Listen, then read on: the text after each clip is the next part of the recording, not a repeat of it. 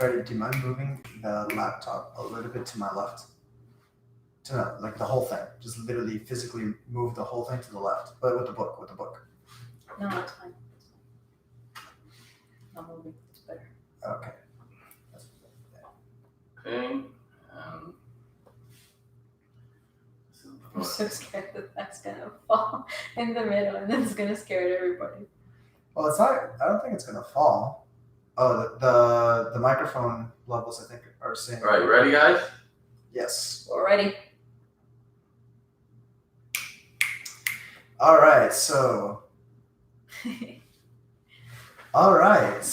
my name's Adrian. I'm here with Pagoda Media, and with me is the one and only Orlandi. Welcome.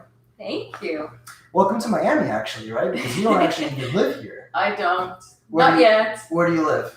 I live in Brazil for the moment. Okay, but where in Brazil? Because Brazil is kind of a giant country.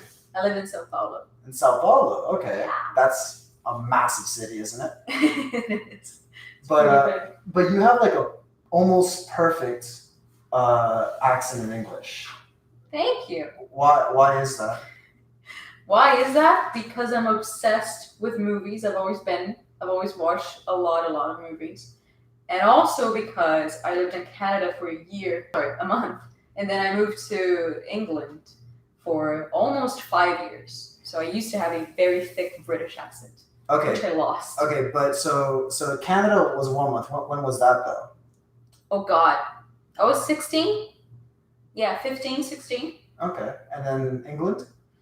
England, I moved there when I was 17, and then I moved back to Brazil when I was 22. Yeah, 22. Okay, so basically you had a good grasp of English. You had a good British accent. Yes. Although now you're kind of mixed with the American a little bit, right? Now I am 98% American, which is a shame. it's okay. You're missing some of those British expressions, I guess, right? I am. My brain is like a sponge when it comes to English. I Right. need British people around me. Right. Well, so one of the things you did here in Miami was you actually recorded a new acoustic live version of a recent song you created. You want to tell us a little bit about that? Well, that song that we recorded with Pagoda Media, that was the last song I wrote, which was like only a month ago, so it's very fresh. And I'm very proud of that. That's awesome. And I mean, and so like your entire music career up until now has basically been mostly based on YouTube. Yes. But how did that get started? Because I mean, so you went to England, presumably to study, right? Yes. Okay. What did you study? How did you then get into like music, into YouTube, that kind of thing? So when I went there, I went primarily to study vocals and English, only for 2 months, which is crazy if you think about it. But then at the end of those 2 months, I fell in love with London so much that I decided to stay a little bit more, and then more and more. And then I found out about ICMP, which is my university. So I applied for I don't know how you guys call it. It's a higher diploma in vocals, which is only 1 year. So Okay. after that 1 year, I applied again for a BA in songwriting, which is 3 years. And then I did that. But did you already know how to sing and play guitar and all that stuff before you went to uni, or is that what you learned? Well, before that, I've had private singing lessons ever since I was, 11, I think. Also, I had like a year of private lessons of acoustic guitar, but I was such a shit student. So I was at a very basic level with my skills. Got it. It's just like all good musicians, right? So I guess I just kind of want to back up a little bit more and ask you, like, what exactly got you into music to begin with? It's kind of embarrassing, actually. When I was younger, I say like 11, I wasn't into music at all. But then I kind of fell in love with this boy. I had this massive crush on him, and he was a guitarist, and he was into Halloween and rock and Guns N' Roses. So I kind of started listening to those bands just to impress him, but then he didn't give a shit about me, and but the love for music carried on, and I legitimately fell in love with Halloween and Guns N' Roses, and I was going through a metal phase, and then it just carried on from there. And then I decided to start having acoustic guitar lessons. That's really cool. And it's also particularly cool because my experience has always been that, the kind of music that you tend to play, especially the covers you tend to choose, like Marilyn Manson covers or Slipknot, things like that. My experience has always been that those are very like male dominated genres. It is. You especially are famous for having these really good Marilyn Manson covers where you kind of play around with it. I was just curious where that came about, how that even got started. Well, because, okay, so ever since I was younger and I had my bands with my friends, I was also very much into blues and rock, and I always had guy friends. So to me, it was always normal. And then when I started doing the YouTube thing, I realized that I was kind of playing with people's expectations. Because if you look at at least in the past, if you look at my thumbnail, you see this cute girl playing acoustic guitar, but then you see that she's covering Marilyn Manson or Whitesnake or Guns N' Roses, whatever it is. And then that turned into a cool thing for me because I didn't realize that was the case. But then once I saw it happening, I'm like, oh, that's kind of cool. Right. So you was like normal. Like, this is just your taste in music. Yeah. But then once you put yourself out there, like online, which is like thousands and thousands of people watching you, you realize that that's not the common thing to see, I think. It's not. I mean, how many of those YouTube channels you see where it's like singers covering, like pop artists and things like that? I haven't seen too many, especially girls, who cover songs from like heavier bands. Yeah. And I mean, I think it's really, really cool. And clearly, so do a lot of people because you got what 72,000 subs now. Yes. And that's kind of a recent thing, right? So you've only been doing it, taking it seriously for like a year, right? Yeah. Your YouTube channel. Roughly. And more or less, like, how often do you post music? Like, how do you keep track of like, how do you keep things going moving forward?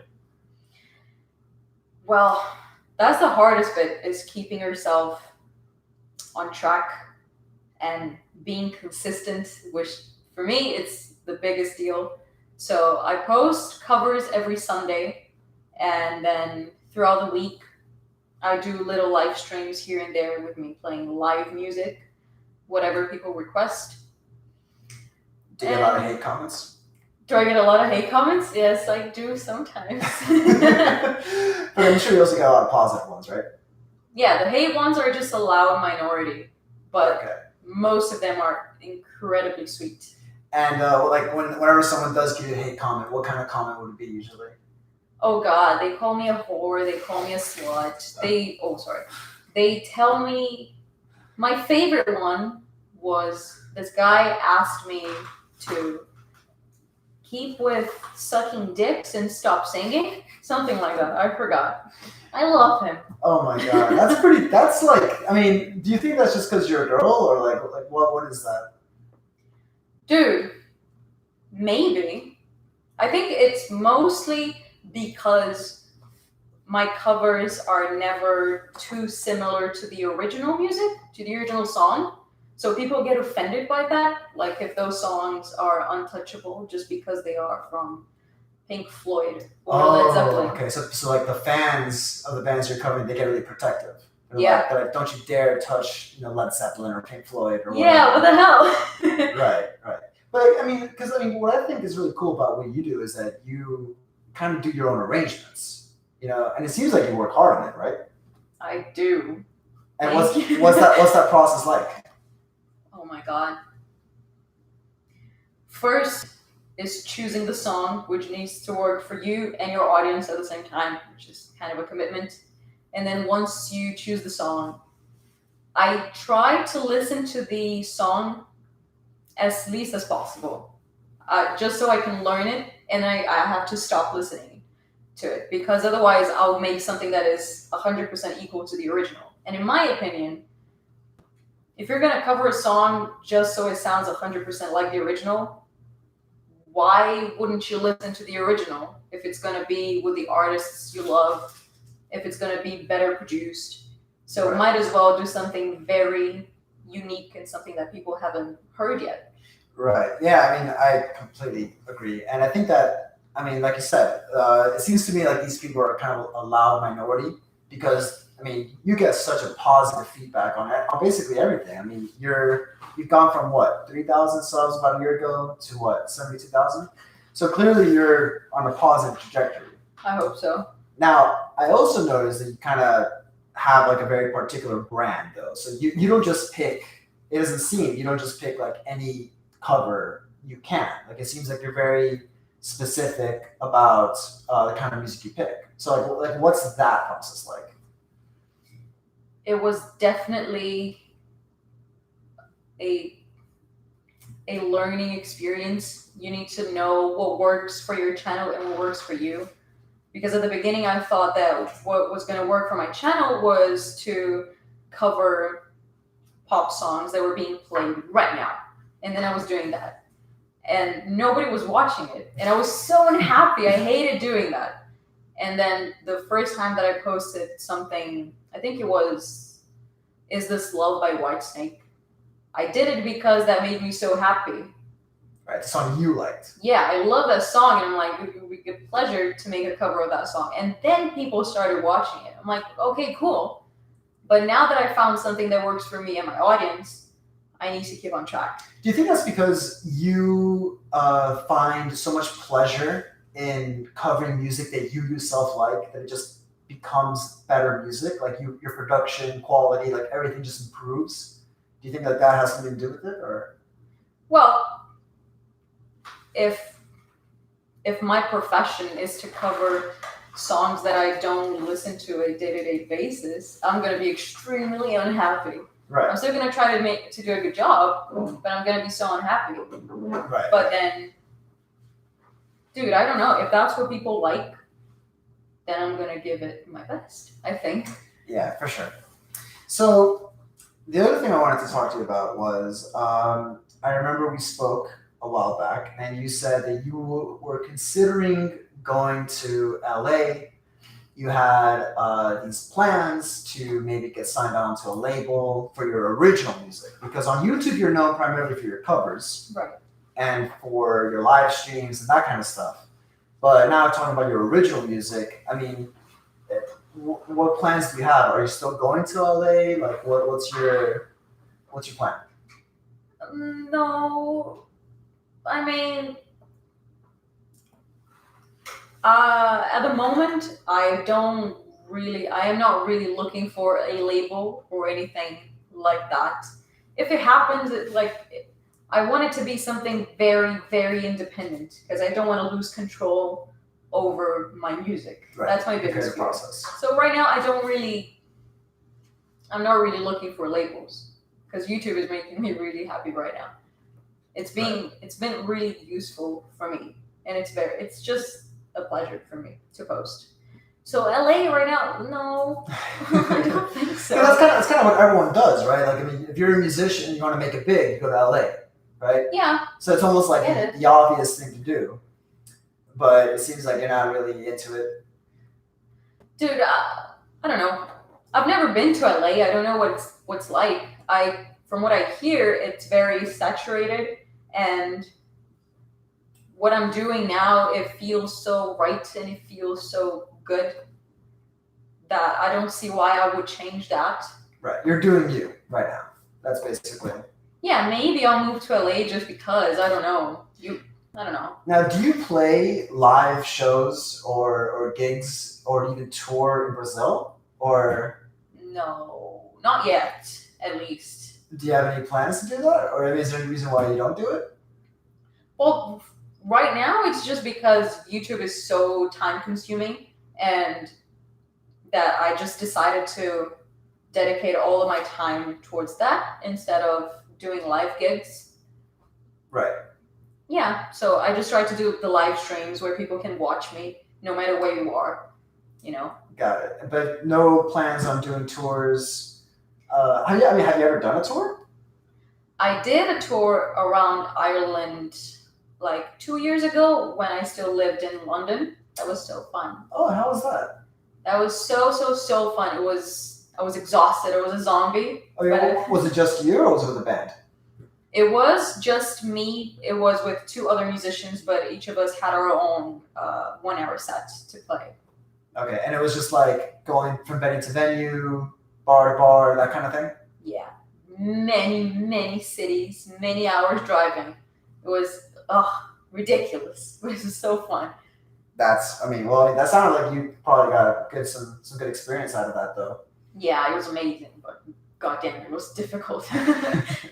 Now, I also wanted to get your thoughts on like the music industry or the music biz in general. Like, what do you think of the current state of affairs? Like, as you know, streaming services are the new thing.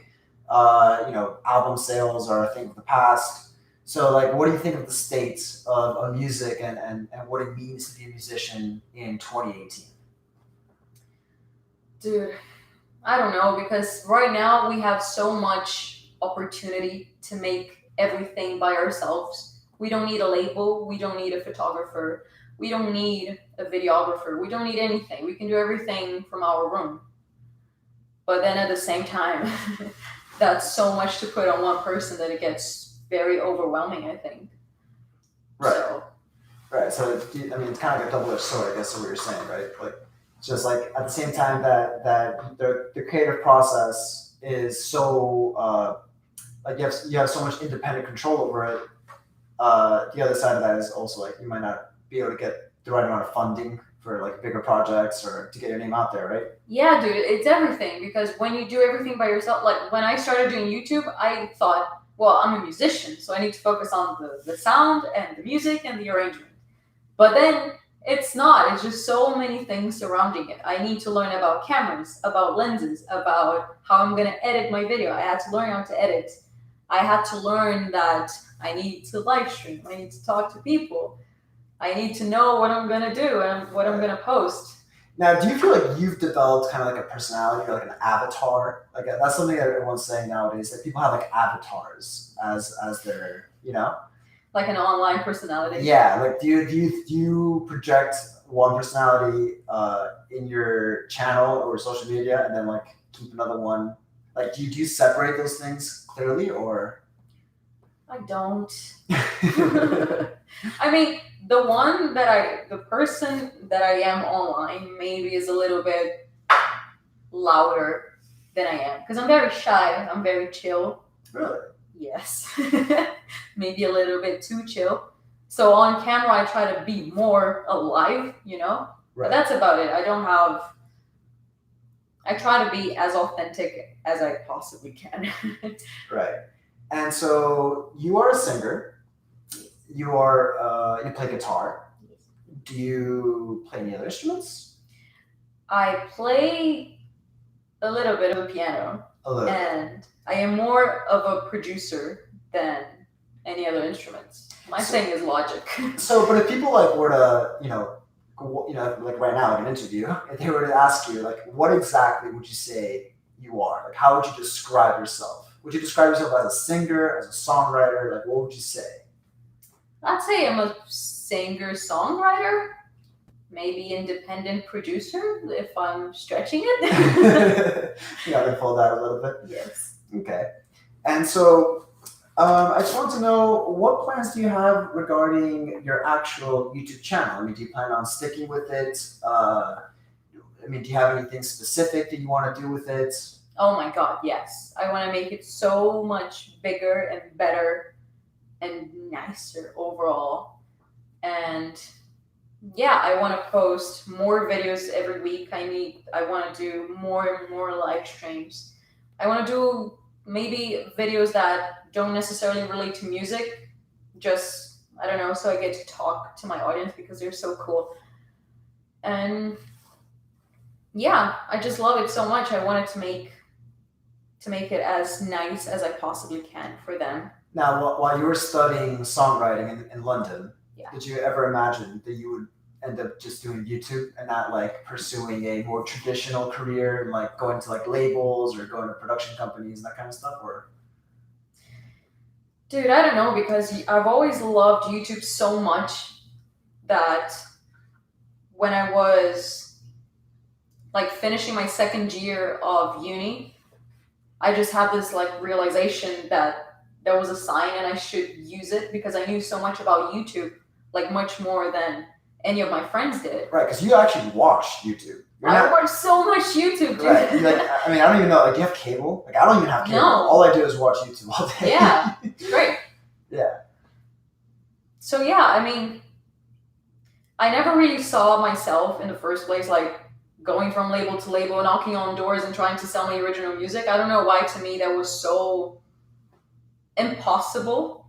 And then on my second year of uni, I had this realization that I needed a project to carry on after uni ended, because I was scared that I was going to get super uninspired and scared now that I had nothing to do, nothing on my schedule. Right. Well, I actually want to ask you a somewhat of a loaded question, but what do you think makes some musicians, really blow up, and some other musicians just they get forgotten? Oh boy. Dude, I think it's just pure luck. Being on the right place at the right time, having the right connections, because it's always been the truth. It's not only about talent. If it was that would be great. Right. And especially nowadays, it's not enough anymore to be just a musician. You have to have the business mentality, and a personality. And a personality. You have to have the looks. A brand. You need to do so much by yourself before you do anything with a label, Right. It's like they want you to do all the hard work so they can just like push you a little bit more. Yeah, like you said, especially nowadays, how like because of social media and because of the way the internet is now functioning, you do got to be more than one thing. I mean, it used to be the case that you were just a singer-songwriter, and you could just live off of being that. But it's like if you want to be really big, you got to adopt all kinds of things, right? Your own brand, your own personality, your own anything. Like you said, the business mindset, which a lot of musicians don't really. They don't like to talk about that, even though I hate it.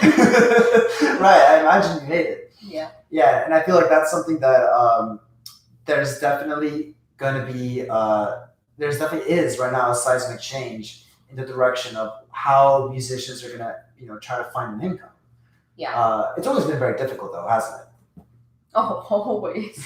It's so freaking hard. All right, so. One thing we like to do here in Pagoda Media is we like to just kind of do these random fun questions. Okay. You're not allowed to think more than 5 seconds. Actually, don't even think 5 seconds. Just literally answer whatever comes to your mind. Okay? Okay. So the first question I'm going to ask you is, if you got left in the middle of the Amazon, what is the one item you would bring? Go. Answer. A knife. Okay, awesome. All right. Now, if you were to give somebody, let's say, a single tip for Sao Paulo, one activity that they should do, go. Come to my rooftop and have wine. Okay. And lastly, I'll ask you is if there's any country in the world that you would live in that is not America, and it's not Europe, and it's not Brazil, what would it be? Canada. That's good. All right. So I think we could wrap it up right here. I just want to say thank you so much. Now, where can potential fans find you? Anywhere as Violet Orlandi. That's Twitter, Facebook, Instagram, SoundCloud? Is that SoundCloud? Yeah, baby. Okay. And obviously your YouTube, right? YouTube, yes. Now, can we be expecting any original EPs soon, or? Yes. Is this in the works? It is in the works, definitely. Okay, cool. So yeah, thank you so much. Really appreciate it. Thank you.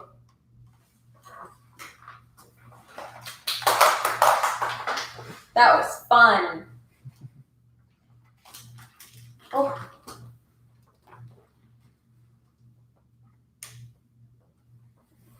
All right, awesome. Thank you, guys. Cool. Dude, that was a really good rapid fire question. Do you want to talk to them first? Here.